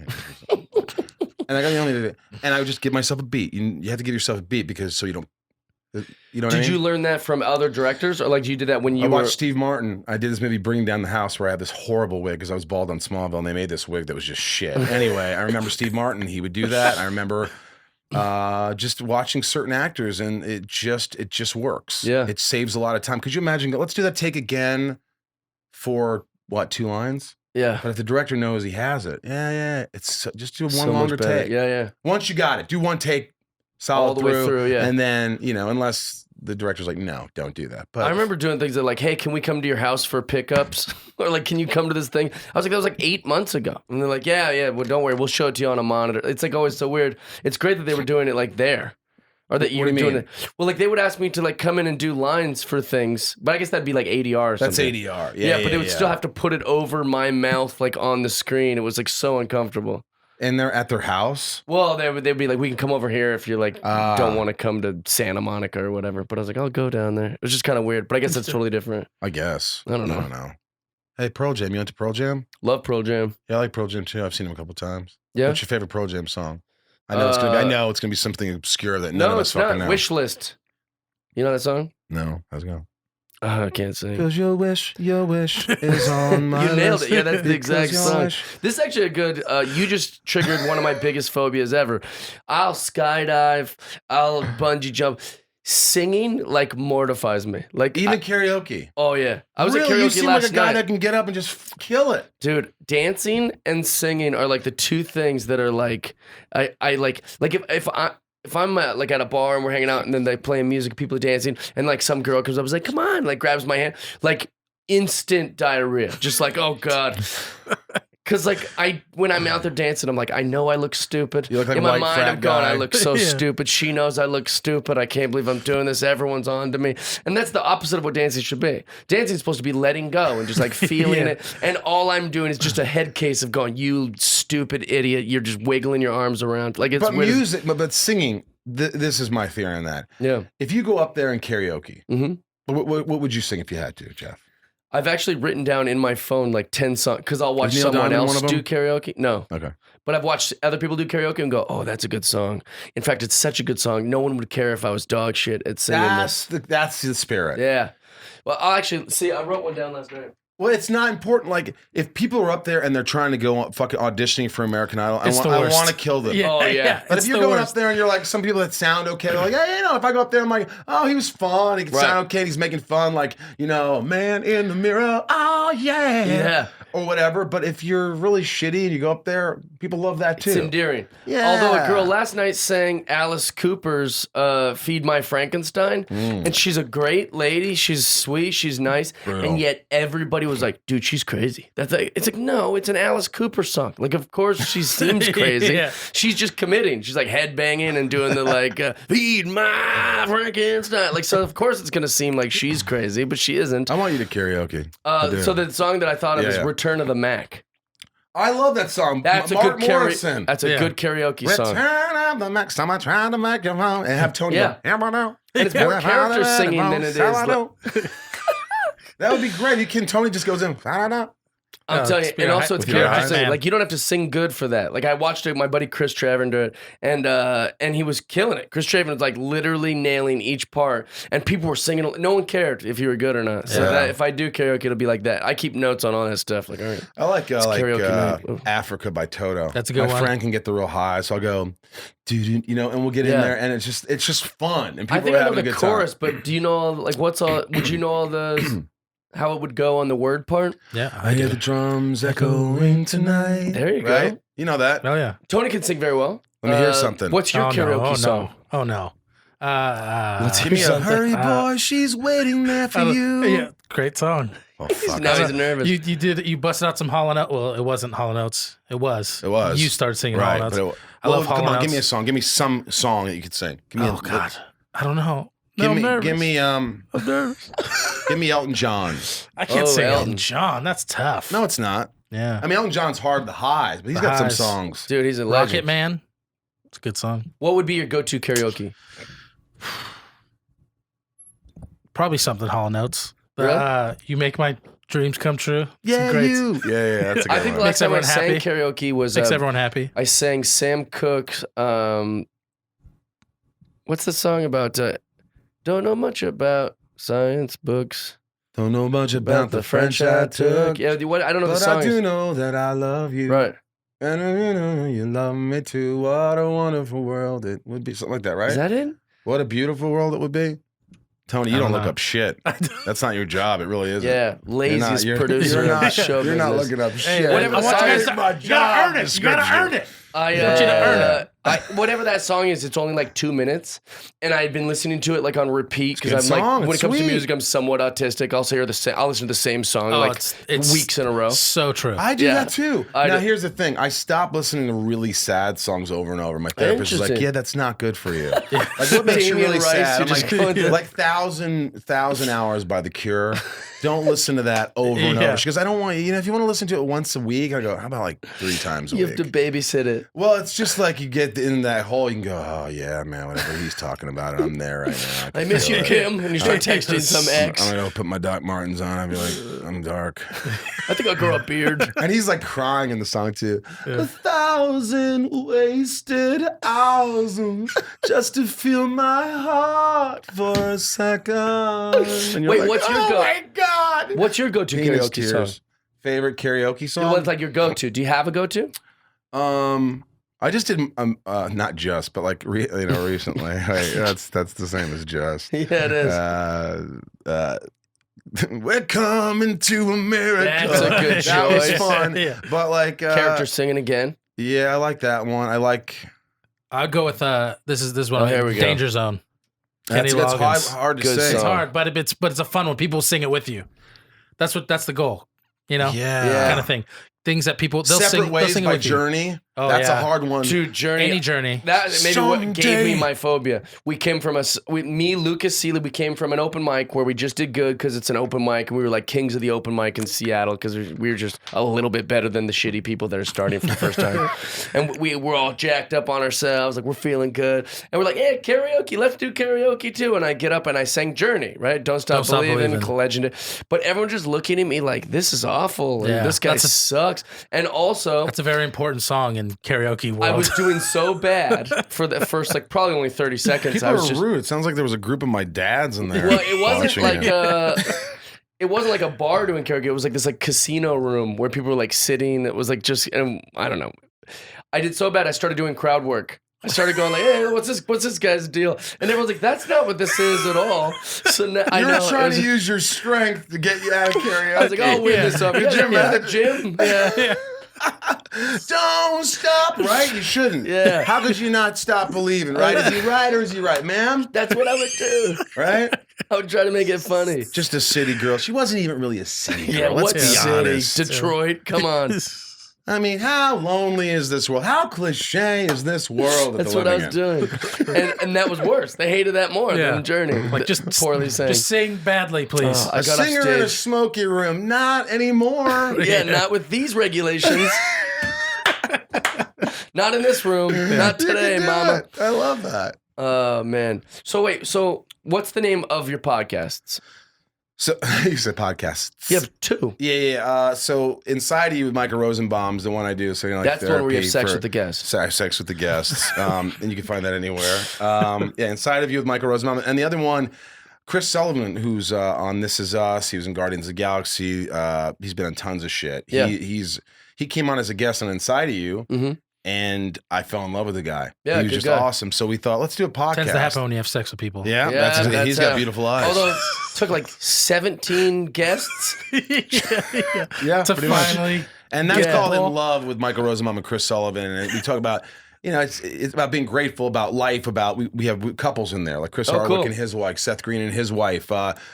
Just a bunch of people come in, people from This Is Us, just friends. That's great. And they talk about their relationship and how they keep it going. And we talk about, look, I'm the single guy, they're married. Right. It's like, we have a trans woman engineer, Mia. So Wait, you have a trans woman who's an engineer for the podcast Yeah. every episode? Yeah, and Nice. she came out like a couple months before. I remember when she called me in the room. She was like, "Hey, I just have something to tell you." She's like, I'm a trans woman." And I go, Right. "Awesome, all Cool. right.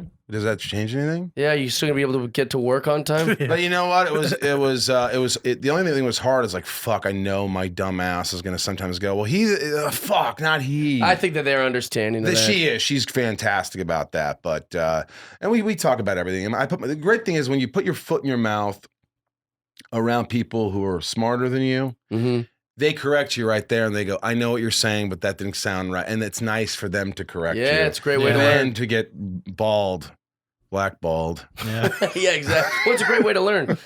Well, I was actually the reason I that caught my ears is because I've been like venting to people about how like they post all these things on Instagram about like pro trans this, pro trans, and I'm like, you don't even know any trans people. Like my sister's got all this, like she just wants to seem so accepting. I was like, Nikki, name 5 of your trans friends. And she's like, oh, I don't know any trans. It's, what is this?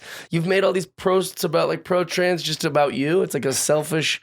You actually know a trans person. I do. I Yo, do. congrats, I asked her. In fact, I don't know any. In fact, they're not in my world. I had her as her guest on In Love, on the Nice. In Love podcast, because I wanted to find out information. I wanted to find out Is about. she in a relationship? She is. Really? Yeah. See, that would be the most interesting episode to me. Yeah, Because it was really she's cool. It was really cool. And limited the dating and she pool. was open. Yeah. And that's the thing. I like just asking people like questions that normal people wouldn't ask. Yeah. Like you're good at like that, but I definitely like to go. Somebody says, "Oh yeah," I'm like, "Well, did you have a good relationship with your parents?" "Well, yeah, not so much my mom, but what I was saying about," and even though they're going on, I go, let's go back to Yeah, that. let's talk about that. What do you mean, your mom? Was it like, I was like, she didn't like, was she abusive or something? It's like, yeah, but it's something that a lot of times I can relate to a lot of things people are saying. Sure. So I don't know what it is, but I like to go down these holes of like. We end up anywhere. Like Dolph Lundgren, Yeah. Rocky IV, Drago is talking about when his dad abused him, Really? like beat the shit out of him. He's talking about, well, you have fight or flight, you have you also have this other thing called freeze, where you just freeze. Right. That's me. Freeze. And hearing him talk about how he would sit there, he was so scared that he would just freeze. He just couldn't talk. He Ugh. couldn't. And he would open up and he talked about that shit. In his mind, dark- it's like someday I'll be 6'10" and I'll be able to beat the shit out of my dad. He would just fantasize about that. Yeah, probably. And Sean And I Astin, did. And I Sean got Astin, you. Sean Astin, who was on Inside of You, he was his mom was Patty Duke, and his dad, I forgot the name, was from the Addams Family. The dad, his Yeah. dad is the original. Yeah.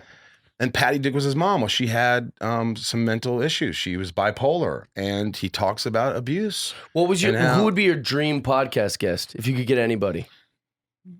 I'm such a huge Gary Oldman fan. Okay. I love Gary. I met him a few times. I just like I wouldn't, and I know like he probably doesn't want to do things because he doesn't want to talk about the movies and you were this guy in Batman, the Right. commissioner, and this. But I would sit You don't there. tend to ask those questions anyways. No, I don't ask. I'd be like, Gary, I want to talk about you growing up in that tough fucking side of town. Yeah. And the friends you hung out with, and like the fights you got in, and how like you even, it's like how acting you haven't even got there. Like did this save you? Almost it seems like it saved your life and your Yeah. mom and your relationship. And when he directed this movie Nil by Mouth, which is pretty much the story about him, and like I would go deep, and I don't even need to talk about any fucking thing, and people would be probably pissed unless they were my listeners. Like, what are you talking about, Commissioner Frank or whatever? Yeah, but like you've talked about that. You want What's that his go name? somewhere else. That all that information's out Yeah, there. I'm interested. I just want to then you're doing another podcast about what everybody's doing, and Yeah. I just don't. I don't. You know. I would love to have Rudy Rudiger and Sean Astin in the same together. Ooh, Because the myth of that movie is you could do that. I bet Dude. I could help get Sean at least. I know I could get Rudy. You could get Rudy? I could get Rudy easy. Dude, I bet he would do it. That'd be amazing. He's a great guy, man. He was so open and sweet and fun. He's like, I hope this is good. A lot of the guests, it's amazing that I've heard he's like the most humble actor in show business. Everybody is. Lillard, great guy. Yeah. I haven't had one person on the podcast. And a lot of times, like, people are like, why is this guy on the podcast or this person? Because they don't know them, maybe. Sure. But I'm like, Richard Marx is one of my favorites, and he's going to play 2 fucking songs. He gave me a song for my movie. Nice. So he plays Endless Summer Nights, and I'm singing with him in the podcast. I'm like, Yeah. this is my dream. I want this guy. I can do this, and I'm going to do it. Yeah. I hope you'll enjoy it. There's got to be some other people who want to We've hear had this. people on my podcast that are just like camera operators and Uber drivers. Great. Like that. Yeah, I'm going to because start that- doing that. I it's bet great. I want to start doing that. Nobody talks about their stories. I love Bert Kreischer. I'm sorry that I'm using him as the example, but like Bert has told every story on either Joe Rogan, his own podcast, or whatever. Or mine. Those stories Yeah. are out there, yeah. Whereas my buddy Chris, who works like in pre-production for like reality television, he's got so many funny stories, and he's never been on a podcast. He's like, come on our podcast, talk Yeah. about that. And so it's like, why not? They've got stories, and they're great people. Yeah, Yeah. I like stories. There's some, everybody's got a story, and if they're willing to open up about it, man, Absolutely. and just be real, I love that shit, man. Well, dude- like Joe Coy was crying on the show. Really? He cried. You're Wow. kidding. How he got turned down by Netflix. Yeah. And they were like, no. And he's like, yeah, well, fuck you. And he saved all his money. He put tons of money into this special. And then they said, yeah. after they Interesting. saw it. And he started crying. I go, Joe, are you crying? He's like, well, yeah, man. I don't know. I think it's great. Yeah, that's Made fascinating. me cry. When a man can cry in front of Yeah. another man, it's usually looked down upon, but it shouldn't be. No, it Right. shouldn't be. Would Should you be. cry in front of Tony? Absolutely. Have you cried? Actually, we had a whole episode where we talked about that. Not a whole episode, but we talked about it on a past episode about how like we cry pretty easy. We're pretty easy criers. I could. I'm easily touched. I'm easily moved. Not always sad crying. I've been 99% of the time. It's like I'm just like I'm moved or touched. It's Who's really more weird. of a Richard Cryer than between Tony? the two of you? John Cryer. I think I probably more. I don't know, man. Really? Do you hug each other afterwards? Like, oh, I need to go over there and help you? Well, it's more like I'll find myself by myself in my room watching Yeah, a same. YouTube video I'm talking that about. makes me cry. Oh, we've never cried on here. I don't think. You never cried? Nah, it's No. always pretty fun. Have you ever cried in front of girlfriends? Yes. Yeah, absolutely. Dude, you're coming on my podcast, dude. Yeah. You're gonna fucking get it. I cried recently. I just did this. I'm not even supposed to talk about the project, so I won't say what company's with. But the premise of the podcast was they blindfold and lead you into a room. They also paid heaps for me to that's do Disney. this. No, I'm it's just not. But they paid me because they were like, we're doing like kind of a weird social experiment. But they blindfold you and bring you to a room, and you're there with another celebrity, and then a robot is in the room that feeds you questions, and it takes about an hour. I think we're in there for like an hour and a half, and the questions are based. They're randomized, but they're also based on his interests, and your interests are all factored into those things. And it starts really surface level, like a would you rather. Then it gets into like blah blah blah. Then it goes to like word association. Then it goes to whatever. And then at the end you reveal, and it factors how good of friends you'd be, how compatible you guys would be as like friends. And I got this. Another celebrity, and we've kept in touch since. Like it was such a, but even in that, when I was blindfolded, one of the questions they asked me, for some reason, it really like touched me, and I just started like crying. And then they asked me to articulate why it made me cry, and I couldn't even answer. I was like, I don't know, just like for whatever reason like that, I felt like moved by like what I was saying. I want to do this show. They It already was- shot it. They, I don't know. They'd love to have you. I'm sure. I could Dude, give I would you do the that information. show. But they paid it good, and also like it was just. I feel like I made like a new friend. The person that I was across Sandra, from. Was, look that up, man. That sounds I'll get right you the up my info. alley. yeah, it was in New You York. made a but new it was- friend. Oh, she's awesome. You can't tell who it is though. I can't tell you who it is. I'll say it's a girl Oh because yeah, it's that's kind of explosive. Netflix. Netflix is doing that, right? Yeah, it's Finding out which it's Amazon. I can't say. So yeah. I heard it was you Amazon can bleep Prime. it. That's the beauty. Don't This you is hate when you hear live. about a show and then you're like, yeah, I'm gonna finally watch it. You sit down and like, you go through all these things. You're like, oh, I don't have Amazon Prime. Dude, it's the Oh, I worst. don't have fucking Disney Triple X. Yeah. I don't have fucking I've been trying to watch that Mr. Rogers documentary for about 5 months, and I can't find it fine. anywhere. It's fine. It's not that great. It's good. It's educational. You just you rent it. I love docs. Is Blockbuster still around? Can't you just? There's nothing. No Hollywood wish. Video. Really? They closed my account allegedly. Yeah. It's very frustrating. Yeah. Get it from the public library. Is that still a thing? No, that's just where homeless guys go to jerk off on the computers. That's all that the library is anymore. Gotcha. All right, so here's the thing. Yeah. Final question. Yeah, Thank you for doing this, by the Yeah, way. I really love this. I love you, man. You guys are easy to talk to. I'd love to come back. You have me whenever. I would love to have you again. Also, just let's get a beer, dude. I love it. Last question. That's what we ask most of our guests, and we ask all our new guests. What happens when we die? That's a great question, man. That's if we knew the answer to that, huh? Then Yeah. first of all, my grandmother Lot would of feel so theories. much better because I, constantly sit there and talk to her, and I'm like, Blanc, I really feel. All right, I'll just say this. I feel like this may sound crazy. I read some article where what's the stuff that's in your brain that's released when you die? DMT, is that what it is? I don't know. What's the stuff? There's a stuff that is released in your brain, and when you die, and they say it makes you feel cathartic, and because people have been brought back to life, Right. if it's released or some shit, and supposedly you can get it and you can trip off it. Like Nice. there's like people who I think take it. I could be Look into that too. This could be totally wrong, and I could be making this up. Well, this But I is how don't you think I learned am. it. There's some truth to this. But it said it's released, and people sometimes feel like it's like hours where they're fucked up or they're just beautiful and bathed in this light, and it's just this like no pain, no worries, no anxiety when it's released, right? So imagine when you die, and they say the amount that they feel, like even though it's hours, it's only been like a few seconds or minutes. So imagine that amount that's released is exorbitantly like just exponentially larger than the Infinite. it's just a lot that's released in your brain. Yeah. This is when you die. It's released in your brain, this chemical. And some theorist or scientist goes, if it's released, it's enough to almost, like, I don't know if transcend is the right word, or just like the mind, the spirit just leaves. It feels like it's eternity. The amount that's released, those hours in a small, a small dose, is like years and whatever, maybe infinity. Yeah. Infinity. So I like to think that when we die, we have a spirit that just leaves the body, and we just are transcended to another dimension, like another wherever that is. I don't know, for the same. I really think Really that makes you rethink the death penalty. Yeah. We think we're punishing these guys, and then Look this up. I read this article a long time ago, so I'm not the most articulate, but I do think that there's something else. It's just there's a lot of atheists in my life. I have a lot of friends who are like, fuck nothing. Yeah. And I'm like, it's You so know why? easy to. They think that it's because it's easy. It's easy, It's right? an excuse, because if then nothing happens, then why bother? Yeah. It's the very nihilist kind of like it's a convenient answer. Yeah, and I feel like, if you rewind, keep rewinding, and you get all the way to just like space. These are the voyages. No, but if you even get back to there, like, why? Yeah. What if you get back to 4 billion years ago when the Earth? Why? What if you get back to like where there's nothing? Is like, but why? Yeah. Why is there something? You can't create something from nothing. Does that make sense? Yeah, absolutely. I just 100%. feel like there's just something out there. It's bigger than we are. I'm not sure. Nobody knows what it is, but I have faith that, look, it's nice to believe in something. It's nice. I'm not religious. I don't follow really a lot of religions. I just kind of, mine's sort of like, as an actor, you have like there's a lot of, when you start acting, there's like, oh, there's Stanislavski, there's Uta Hagen, there's, there's Lee Strasberg. And I'm like, I like what Lee did right there. And I like what that little if thing of Stanislavski, and I like that. I'm going to use those things. So with religion, for me, it's sort of like, that kind of is cool. And as long as you don't tell me what the fuck to do, and you believe in something and it works for you, then believe. Absolutely. Yeah. Because if you're not believing, I have a feeling maybe it's not working for you.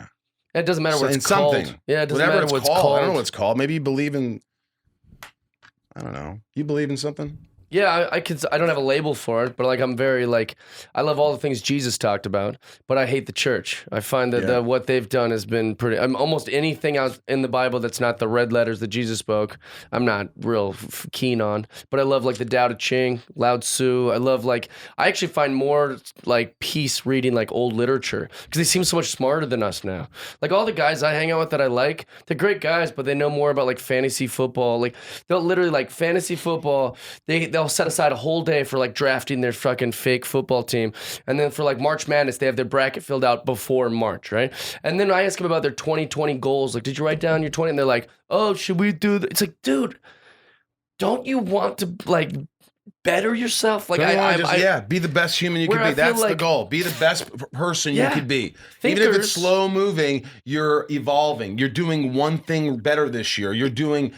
Yeah, I don't. And what pisses me off more about fantasy football, I know people are going to hate me after this, is weren't the fucking best of times when my shitty Giants were playing your shitty Redskins and we hated each other, and now you're rooting for 3 of my Giants because So they're in the stupid. fucking team on your fantasy team? Sucks. Fuck you. That's so That's not stupid. fun. And like all of a sudden I can't hang out with my friend now because he's got to watch every game on Sunday and Thursday and Monday or Tuesday or whatever the fuck they're I doing. agree 100%. And they got to watch every game because every game means so much, so they might win $1,000. I'm like, your life sucks. Yeah. You think it's good, but it's fake. It's a fake like, and I'm going on a fucking hike or I'm sleeping. I agree. They've drank the Kool-Aid, and it's exactly what NFL wanted. Now we have ratings for the Dolphins, And the Bengals, yeah. Penguins game or whatever the hell it is, because you, like you just said, fantasy sports, they Yeah. have to watch it. Look at this. Look at this thing. You see this phone? Yep. You know what a phone is, right? Yep. Tony? Heard of it? I read somewhere, again, it's going to be one of those things that she's going to have to look up that's partly true. But I read something, maybe it was a Hebrew Bible or something. It says that the world, this was written so long ago. I don't want to give you a year, but long time ago. And it said something like, the world will end when everyone is dependent on something, on one thing. Mhm. And all I kept thinking when I read that was technology and phones, because Like the Antichrist. you lose your technology. fucking phone, Jeff, for 30 seconds. Like, oh my God, wait, where's my, oh my God, my whole life, my bank account, everything's, oh my God, my mic just came on. What the fuck happened, man? I'll screw this in. I That's don't never need you. I happened, don't need Tony. you. That's never Tony, I don't happened. need you, man. I'm fucking, I have a podcast. If I could just get this fucker in here, if I could just put it How did in. that happen? You just keep talking, man. We'll act like nothing happens because we're fucking pros, man. And then the phone, man, it's like, you know, to me, it's like this. If we could just now figure a way to get off it. Get away from it. Because Yeah. we're on, now they have, taken you've been over. on your phone Screen time. 1 minute less than a day is long. Yeah. You're like, wow, this can't be good. Can't be good for my neck. Yep. Can't be All good right. for my mind. Absolutely. Can't be good for my friends. Can't be good for my family. I mean, look, I do it, but I am working on Sounds scary, but I've like there's a show called Manhunt, it. Yeah. and it's about Ted Kaczynski, the Unabomber, and it's like he wrote this manifesto that's all about that. And me and my friends Did I just after we quote watched it, we're like, we Kaczynski? kind of want to like read Ted Kaczynski. Kaczynski's manifesto, even though I know he's mentally ill and he blew up strangers. He makes some good points. Well, hang on. You know, he People was who are like, mentally ill. Yeah. Sometimes there's that very thin line, right, between genius Yeah. Yeah. and mentally. And sometimes, I mean, they cross. Like you can't. I have a friend that, you know, he has mental problems, Mhm. mental issues, and but he's just a genius. He knows things that you'd never know in the way his mind works. I mean, he was military intelligence, and he's brilliant. But he's Yeah. definitely got that. You know, he's that borderline. Yeah. He's that borderline. So you could see if somebody just crosses, steps over into that cray land. Yeah.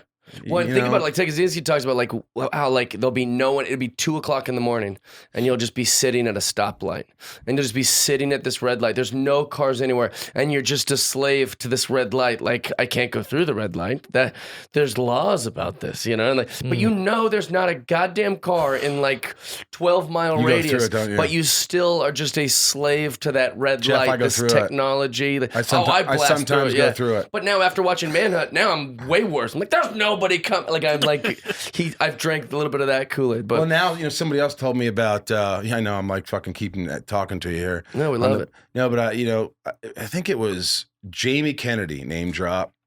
Love Jamie Kennedy. Jamie goes, in terms of parking anywhere in Los Angeles, he goes, would you spend $1,000 to park anywhere you want in Los Angeles for the year? I'm like, yeah. That's what it works out to. Great. Yeah. So just get a park in a place that says no parking, or don't put money in the meter. Yeah. And just keep getting tickets, and it'll probably add up to about $1,000. It's so true. If towing wasn't part of that, I would already subscribe to that. Yeah. And not That's and annoying. don't park in a handicap stall. Yeah.